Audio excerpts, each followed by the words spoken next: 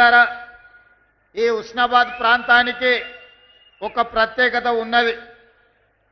ఆనాడు గడీలు పెత్తందారుల ఆధిపత్యం జరుగుతున్న సందర్భంలో సర్దార్ సర్వాయి పాపన్న గౌడ్ గారు ఈ ప్రాంతం నుంచి బహుజనుల దండుగట్టి బహుజనుల పరిపాలన ఏ విధంగా ఉంటుందో బహుజన సామ్రాజ్యాన్ని స్థాపించడానికి పునాదులు వేసింది ఉస్నాబాద్ ప్రాంతం నుంచే అని చెప్పి ఈనాడు మనం గుర్తు చేసుకోవాలి. అదేవిధంగా 60 సంవత్సరాల ఆకాంక్ష 4 కోట్ల ప్రజల యొక్క బలమైన ఆకాంక్షకు 2001లో ఈ ప్రాంతం నుంచే తెలంగాణ ఉద్యమం ఉవ్వెత్తున లేచి తెలంగాణ రాష్ట్ర సాధనకు ఈ ప్రాంతం కరీంనగరే అండగా నిలబడ్డది.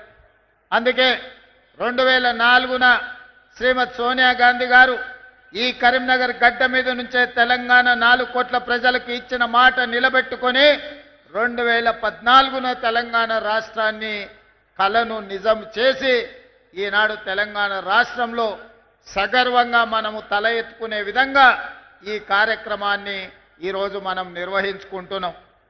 ఈ తెలంగాణ రాష్ట్ర సాధనలో బహుజనుల యొక్క పరిపాలన అందించడంలో హుస్నాబాద్ కరీంనగర్ జిల్లా పాత్రను అందరూ గుర్తు చేసుకోవాల్సిన సందర్భం. మరి ఈనాడు ఇంత సమయమైనా మీరు దాదాపుగా 3-4 గంటల నుంచి మా అక్కలు మా ఆడబిడ్డలు చాలామంది ఇక్కడికి వచ్చి మమ్మల్ని ఆశీర్వదించడానికి ఎంతోసేపు ఎదురు చూసిండ్రు. కానీ 2 సంవత్సరాల ఉత్సవాలను పూర్తి చేసుకోబోతున్న మనం ఢిల్లీకి వెళ్ళి పెద్దల్ని ముఖ్యంగా మన 60 సంవత్సరాల యొక్క ఆకాంక్షను నెరవేర్చిన గొప్ప నాయకురాలు శ్రీమతి సోనియా గాంధీ గారికి ఆహ్వాన పత్రికను అందించి వారి ఆశీర్వాదం తీసుకొని మల్లికార్జున్ ఖర్గే, రాహుల్ గాంధీ, ప్రియాంక గాంధీతో పాటు ఈ దేశ ప్రధానమంత్రి నరేంద్ర మోడీ గారికి ఇతర మంత్రులకు తెలంగాణ రాష్ట్రం డిసెంబర్ 8-9 నాడు జరుపుకోబోయే తెలంగాణ రైజింగ్ గ్లోబల్ సమ్మిట్కు సంబంధించిన ఆహ్వాన పత్రికను అందించడమే కాకుండా భవిష్యత్తు కోసం ఏ విధంగా తెలంగాణ అభివృద్ధి ప్రణాళికలు రచించుకుంటుందో వారి అందరికీ ఈరోజు వివరించడం జరిగింది. ఈనాడు మిత్రులారా, డిసెంబర్ 3కు ఒక ప్రత్యేకత ఉన్నది.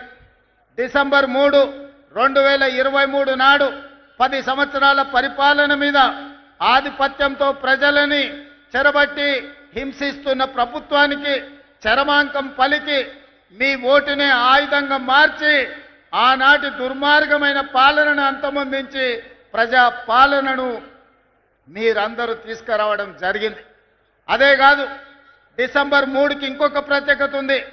తెలంగాణ మలిదశ ఉద్యమానికి ఉవ్వెత్తున ఊపిరులూది ఉద్యమాన్ని పతాక స్థాయికి తీసుకెళ్లిన శ్రీకాంతాచారి వర్ధంతి కూడా ఈ డిసెంబర్ 3 తారీఖు నాడే. అందుకే శ్రీకాంతాచారి స్ఫూర్తితో నేను మరణించినా సరే, నా కుటుంబం నష్టపోయినా సరే, నా కుటుంబం కష్టపడ్డా సరే, తెలంగాణ నిరుద్యోగ యువతకు ఉద్యోగ ఉపాధి అవకాశాలు రావాలి, వాళ్ళ జీవితాలలో వెలుగులు నిండాలి అని ఆనాడు శ్రీకాంతాచారి ఆత్మ బలిదానం చేసుకొని ఈ తెలంగాణ రాష్ట్ర ఏర్పాటుకు ఒక గొప్ప స్ఫూర్తినిచ్చారు. అందుకే శ్రీకాంతాచారి స్ఫూర్తితో కాంగ్రెస్ పార్టీ అధికారంలోకి వచ్చిన మొదటి సంవత్సరమే రాష్ట్ర ప్రభుత్వంలో 60,000 ప్రభుత్వ ఉద్యోగ ఖాళీలను భర్తీ చేసి ఈ తెలంగాణ ఉద్యమం ఉద్యోగాల కోసమే అన్న సంగతిని ఆనాడు నిరూపించి మొదటి సంవత్సరంలోనే 60,000 ఉద్యోగాలు ఇవ్వడం జరిగింది. ఇప్పుడు ఇంకొక 40,000 ఉద్యోగాల కోసం ప్రణాళికలు రచిస్తున్నాం. తొందరలోనే ఇంకా 40,000 ఉద్యోగాలు ఇచ్చి 2.5 సంవత్సరాలు పూర్తి చేసుకునే లోపల 1,00,000 ఉద్యోగ ప్రభుత్వ ఖాళీలను భర్తీ చేయడం ద్వారా ఇది ప్రజా ప్రభుత్వం ప్రజల కోసమే పనిచేస్తుంది, ప్రజల ఆకాంక్షలను నెరవేరుస్తుందని ఈనాడు మనం నిర్ణయాలు తీసుకొని ముందుకు వెళ్తున్నాం.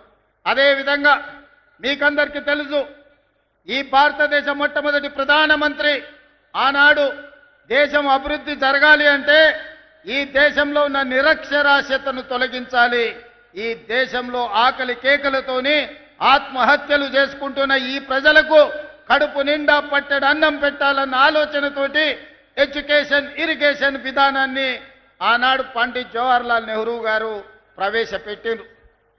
వారి స్ఫూర్తితోనే ఈనాడు మన ప్రభుత్వం నడుస్తుంది.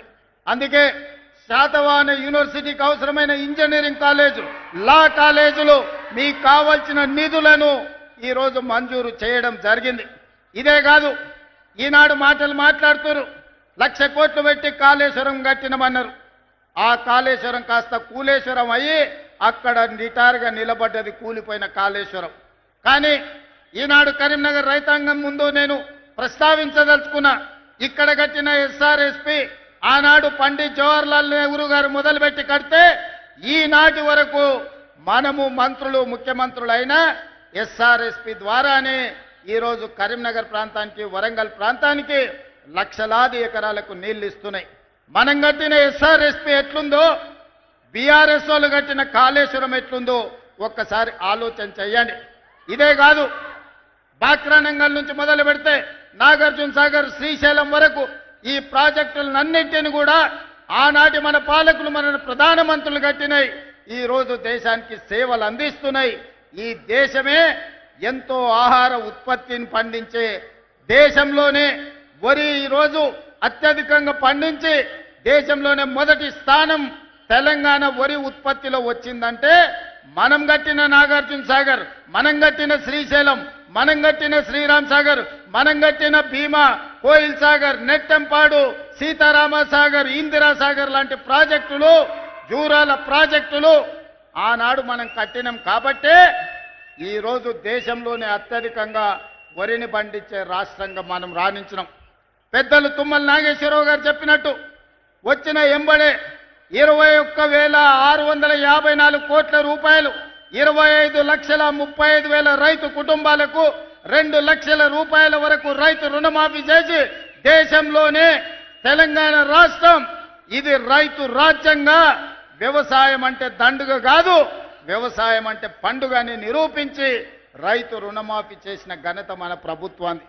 ఇవాళ రైతు భరోసా ద్వారా 9 రోజుల్లో 9,000 కోట్లు 70 లక్షల పైగా రైతుల ఖాతాలలో 9 రోజుల్లో 9,000 కోట్లేసి రైతులను రాజులను చేయాలన్న ఆలోచన ఈరోజు కాంగ్రెస్ పార్టీ చేస్తుంది.